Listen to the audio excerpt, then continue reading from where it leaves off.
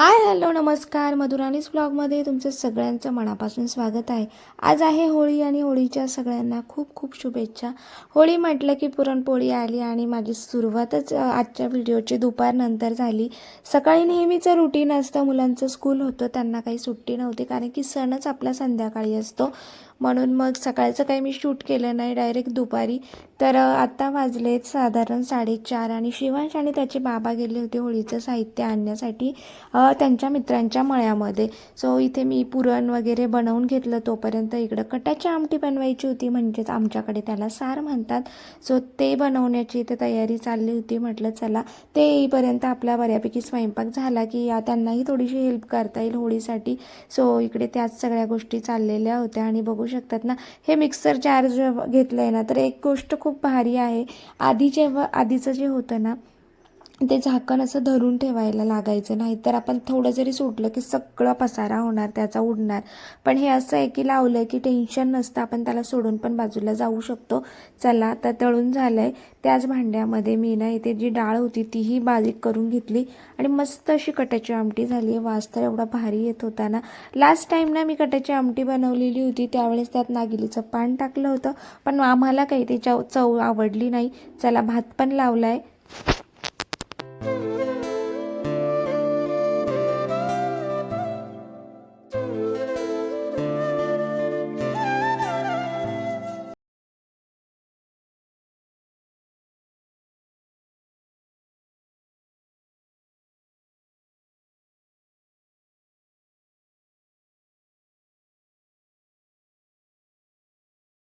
पुरणपोळीचा स्वयंपाक करायचा म्हटलं की भांडी खूप निघतात आणि म्हणून मग भांडी अर्धी जेवढी होती ना तेवढी घासून मी बाहेर गेले.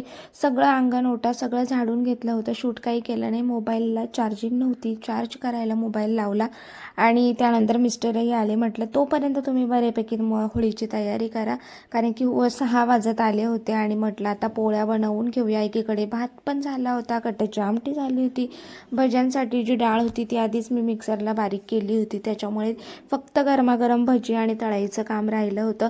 पण आपल्याला सण म्हटलं की इतक्यावरती काम संपत नसतं. पूजेचं ताट बनवायचं, नैवेद्य, त्यानंतर आपली स्वतःची तयारी, होळीलाही तिथे रांगोळी काढायची होती, अशा बऱ्याच गोष्टी होत्या. तर आता मस्त अशी पुरणपोळी बनवते. मी काहीतरी बोलत होते पण बाहेरचा खूप जास्तीचा आवाज येत होता, त्यामुळे म्हटलं चला.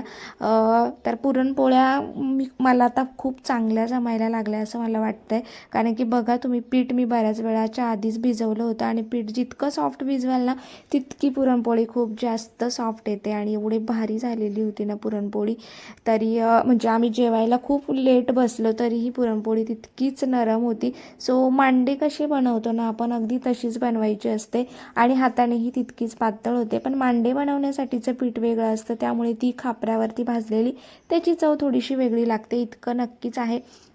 सो चला, मस्त इतकी पातळ बनवूनही ती फुटली नाही, बघू शकतात तुम्ही. आणि इतक्या छान पोळ्या फुगत होत्या ना, मी जितक्या पोळ्या बनवल्या तितक्या पोळ्या मस्तच फुगलेल्या होत्या. सो अजून गॅस तापला नव्हता, त्यामुळे थोडीशी पहिली पोळी भाजायला मला वेळ लागला, पण पोळी मात्र पूर्ण फुगली होती आणि तुम्ही बघू शकतात. चला आता पटापट सगळ्या पोळ्या बनवून घेते. त्याचबरोबर ना आमच्याकडे होळीमध्ये घरात म्हणजे काय म्हणतात त्याला, मुंग्या, किडे, कीटक जे काही आपल्या घरात येतं ना, असं पिठाचंच बारीक बनवलं जातं आणि ते नंतर भाजून घ्यायचं आणि ते पण होळीमध्ये टाकलं जातं, की जेणेकरून वर्षभर आपल्या घरामध्ये कीटकं वगैरे होऊ नये. अशा पण गोष्टी असतात, प्रत्येकाची पद्धत वेगळी असते. आपल्या घरातली नकारात्मकता होळीमध्ये निघून जावो हिची आपण होळीकडे प्रार्थना करतो, की सगळ्यांच्या आयुष्यात सगळं चांगलं येऊ, जे काही आत्तापर्यंत वाईट झालं आहे ते सगळं होलिकामध्ये आपण जळून खाक होऊ दे असं म्हणत असतो. आणि असा हा होळीचा सण असतो. आपल्याकडे ना प्रत्येक सणाला एक वेगळं महत्त्व असतं. सो चला, आजची ही होळी मस्तच होणार आहे आणि पुरणपोळ्याही खूप सुंदर झाल्या. तोपर्यंत मिस्टरांनी इकडे खड्डा केला होता होळीसाठी, त्यामध्ये नारळ आणि 1 रुपया टाकतो आपण आणि त्यानंतर बाकीच्या गोष्टी, त्याला ऊसाची भांडी, एरंडाचं एक झाड असतं ते, अशा बऱ्याच गोष्टी लागत असतात आणि ते सगळंच घेऊन आले होते. त्यानंतर बरीचशी लाकडं होती. अशा पद्धतीने म्हटलं चला आपल्यापुरतं, आपल्या दाराशी खरं तर होळी असायला हवी, पण आमच्याकडे लहान मुलं आहे, मधली स्पेस कमी आहे, कारण की ज्या वेळेस ही होळी पेटते ना तर खूपच भयानक पेटते आणि त्यावेळेस मग आजूबाजूला लाईट असतात, वायर्स असतात, त्यामुळे ही जी मोकळी जागा आहे आहेत ना तिथे आम्ही होळी करत असतो. आणि तुम्ही बघा त्यांचीही बाहेर तयारी चालू होते आणि माझ्या पोळ्या इतक्या सुंदर झाल्या होत्या. आज मला खरंच पोळ्यांचं कौतुक करावं वाटत होतं. आमच्याकडे असा कणकेचा दिवाही बनवला जातो आणि इकडे अनुला मस्त यांनी होळी लावली. पण माझं असं होतं की सगळे काटेच लावून ठेवले ते आणि उगाच ते पायाखाली येतील, म्हणून आम्ही ते सगळं काढलं. आणि इकडे मी म्हटलं मी तुम्हाला हेल्प करते, म्हणून आम्ही पुन्हा सगळी होळी लावायला घेतली.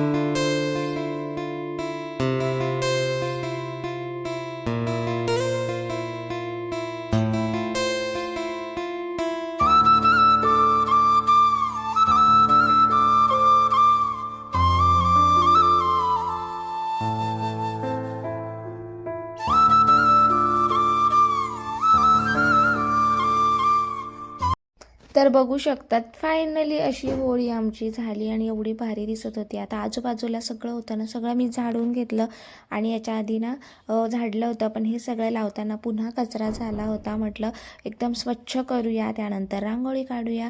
आणि आता 6:30 वाजत आलेले होते, तोपर्यंत आम्ही सगळ्यांनी मिळून सगळं काही स्वच्छ केलं. आणि बघू शकतात होळी म्हणजे कुठलाही सण म्हटलं की आपल्याला एक वेगळी एनर्जी असते आणि त्यामुळे तितकंच फ्रेश वाटतं. आणि आपण जर का या गोष्टी केल्या तर आपल्या मुलांना नक्कीच या गोष्टी कळत असतात. आपणच जर नाही केलं तर त्यांना तरी सण काय आहे हे तरी कुठे कळतं. आणि मुलांनाही खूप आनंद होतो जेव्हा आपण असं काही करतो, त्यांचीही भरपूर अशी मदत होत असते. सो चला म्हटलं पटापट रांगोळी काढून घेऊया, कारण की बाकीच्याही गोष्टी करायच्या होत्या. तर छान अशी रांगोळी काढली, कलर वगैरे नव्हते टाकले आणि बाकीचं आता पूजेच्या वेळेस करणार होतं. मिस्टरही आज पहिल्यांदा ते होळीसाठी घरी होते. इतर वेळेस ते कधीच होळीला नसतात, म्हणजे रात्री लेट येतात. आणि यावेळेस त्यांनीच होळी बनवली आणि पेटवली देखील त्यांनीच. म्हटलं चला बरं झालं, नाहीतर आमच्या आईंनीही सुरुवात केली आहे होळी करायची. तर म्हणून आम्ही प्रत्येक वर्षी कोणी येवो ना येवो पण आम्ही आमची होळी करत असतो. चला आता अंधार व्हायला लागला होता, तळायचं तेवढं बाकी राहिलं होतं.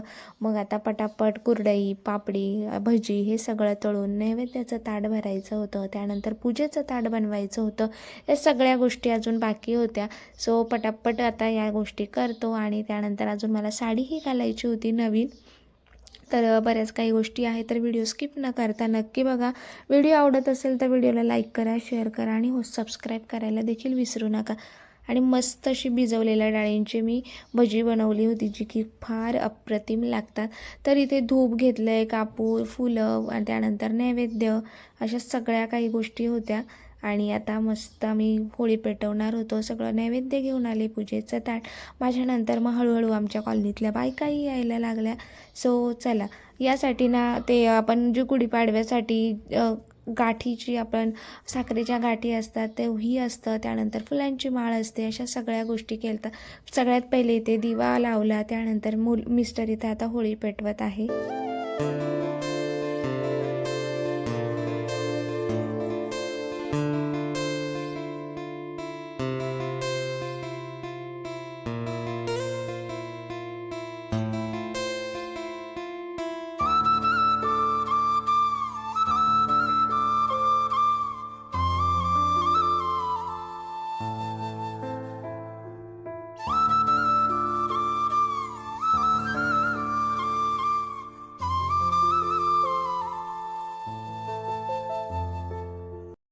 तर बघू शकतात अशा पद्धतीने मस्त अशी आमची होळी पेटली. आणि याच कारणामुळे आम्ही होळी अशी बाहेर करतो की उगाच कोणाला काही त्रास नको.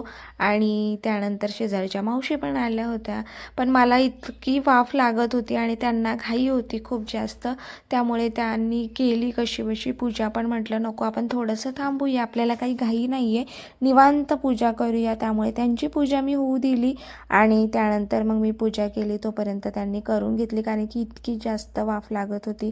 सो आणि होळीची जी राख असते ना, त्या राखेने नजर काढणं खूप चांगलं असतं. आणि त्यामुळे मग त्याच्यातली राख पण प्रत्येकजण जाताना घेऊन जात असतं.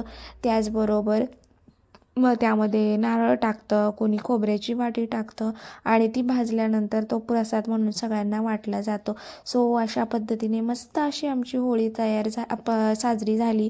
आणि उद्या चंद्रग्रहण आहे, पण आज चंद्र मात्र खूप मस्त दिसत होता. पौर्णिमेचा चंद्र दिसतोच खूप सुरेख. सो बघू शकतात, खूप भारी वाटत होतं. त्यानंतर मग मी पूजा करायला घेतली. इथे छान असा नैवेद्य दाखवला, दिवा लावला सगळ्यात पहिले, कारण की हवा असल्यामुळे दिवा विझून जात होता.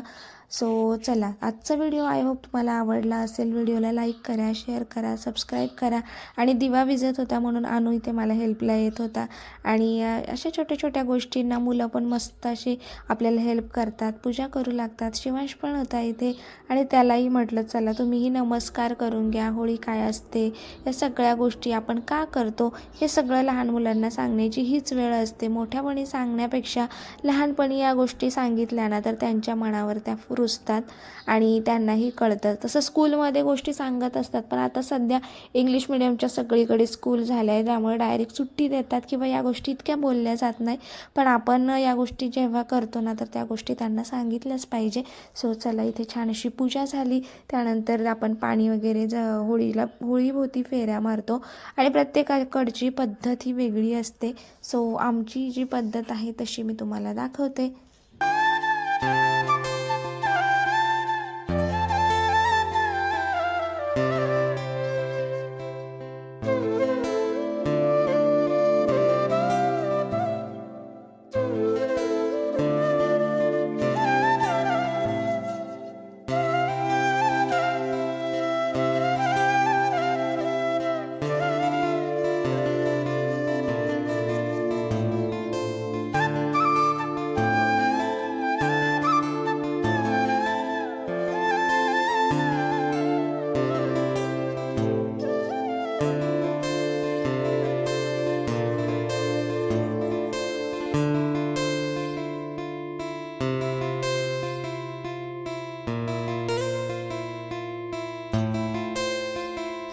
अशा पद्धतीने होळी झाली, सगळ्यांनी नमस्कार केला आणि मग नंतर आम्ही आलो घरामध्ये जेवण करण्यासाठी. सो छान अशी गरमागरम भजी खाल्ली. आम्ही घरात आल्यानंतर भरपूर अशा बायका आल्या पूजा करण्यासाठी.